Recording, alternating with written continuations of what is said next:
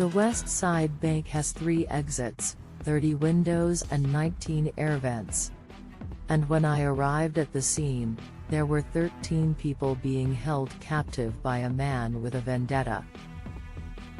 How bad are things? I asked the officer in charge. So far no one had been hurt. But I knew that would change quickly if I didn't start talking to the terrorist. The task force is small. Stuff like this doesn't happen every day to them. I can tell they are scared. I sat down, placed the headpiece on and turned on the mic to chat with a psychopath. To whom am I speaking? My voice was calm and firm. I wanted to show that I was ready to talk as long as necessary. The line was quiet for a moment and then a voice repeated my question word for word. To whom am I speaking? It was a man's voice. He sounded older. There was a nervous and emotional edge to the way he spoke. He was unsure about how this was going to play out. Special Agent Dennis Lasseter, I replied back. Another pause. Have you done this for long, Special Agent Dennis Lasseter? He quipped. There was a bit more confidence in his voice this time. 7 years. How about you? I wanted to show this son of a bitch I was ready to tangle. No. Never.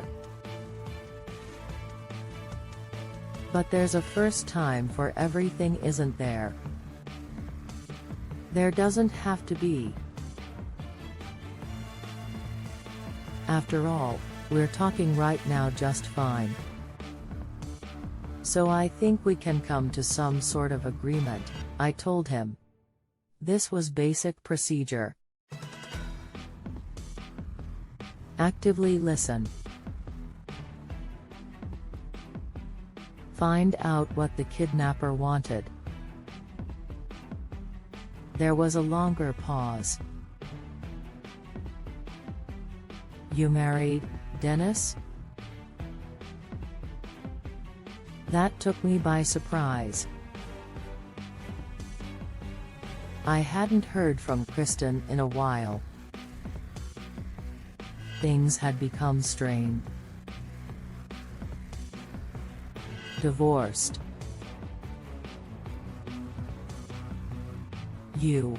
I kept my voice steady. I wanted him to get comfortable with me. Same. Wasn't my choice really. Job never can make ends meet. Now we were getting somewhere. That sounds difficult.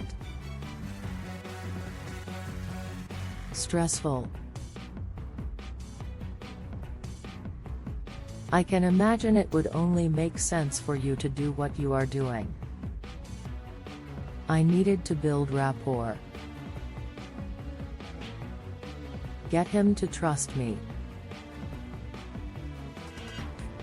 Everything fell into place when Michael died, he explained. From the way his voice cracked I could tell that had to be his son. How old was he? 5. It was a car accident that took him from me. After that, life just had no meaning anymore. I've always wanted a son. He was in pain, and I understood it. It sounds like you've been planning this for quite a while now. 4 years. But it was mostly a waiting game. Because I remembered every single detail. Just had to make it count, make it work. Now he was rambling. I tried to steer him back on course. We can make things go your way. Everyone can walk away from this alive. If I play my cards right, yeah. I know how this works. I relaxed a little. He was calming down. I know that you think this will somehow balance out all the pain that you have had to go through in your life, but it won't. It won't bring Michael back. Another very long pause. He was thinking over what to do. What if I told you it could? This time it was my turn to hesitate. I didn't know how to respond to that. If it could bring back someone I love, do you think it would be worth it? I swallowed. His speech had conviction.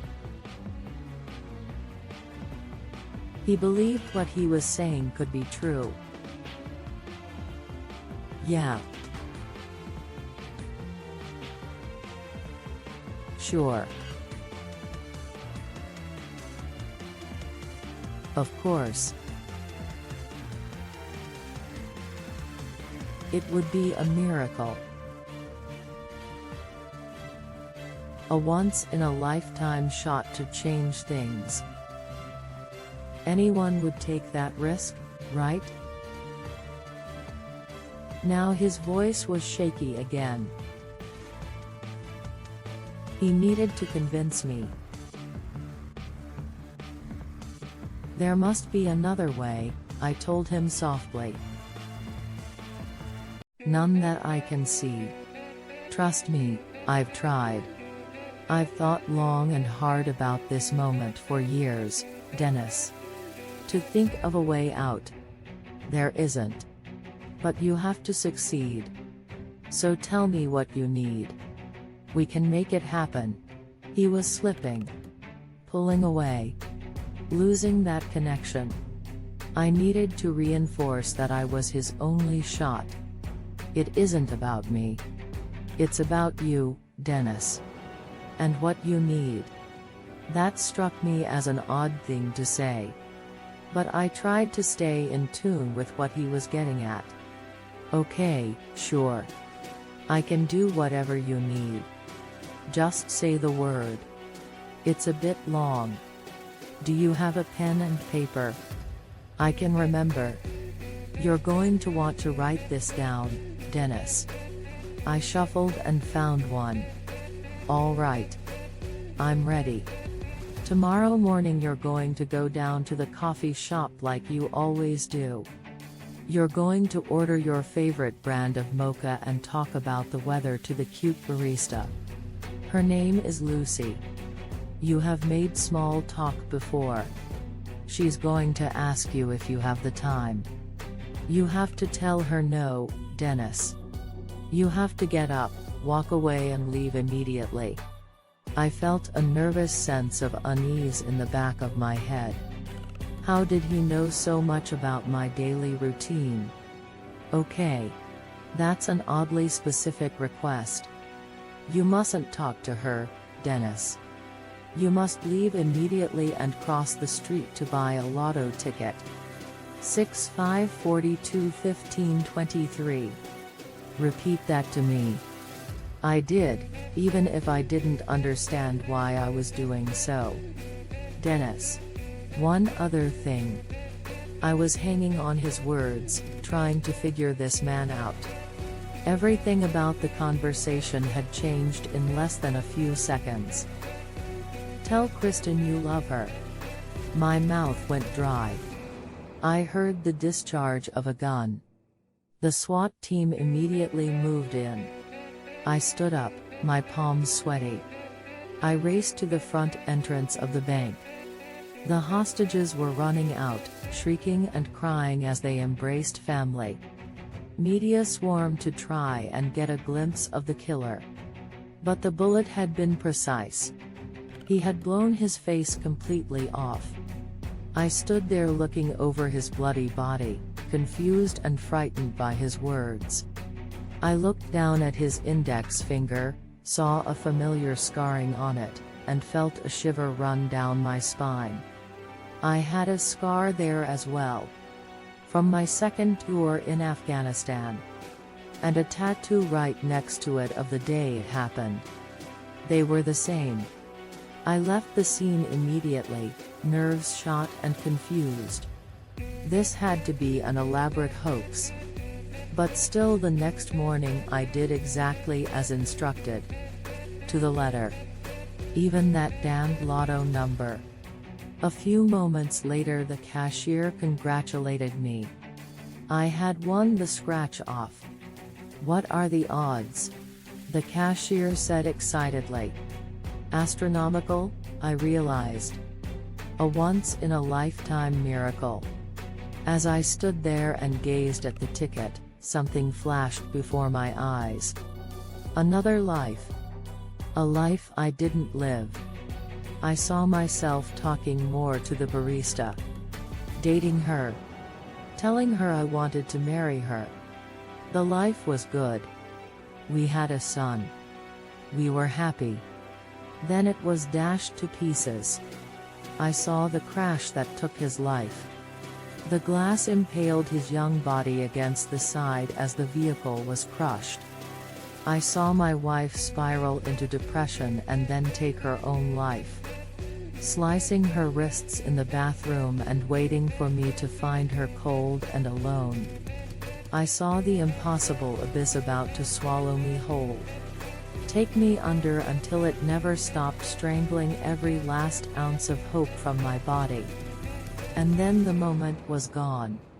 I was back in the cashier's stand and staring at the ticket again. I took out my phone and called the officer in charge. "Hey, Chief, sorry to bother you. But did you get an ID back on that body?" "Body?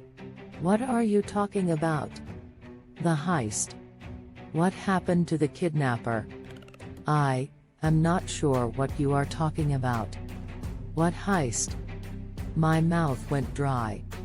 I felt my phone vibrate. Another call was coming in. "Lassiter. Is everything okay?"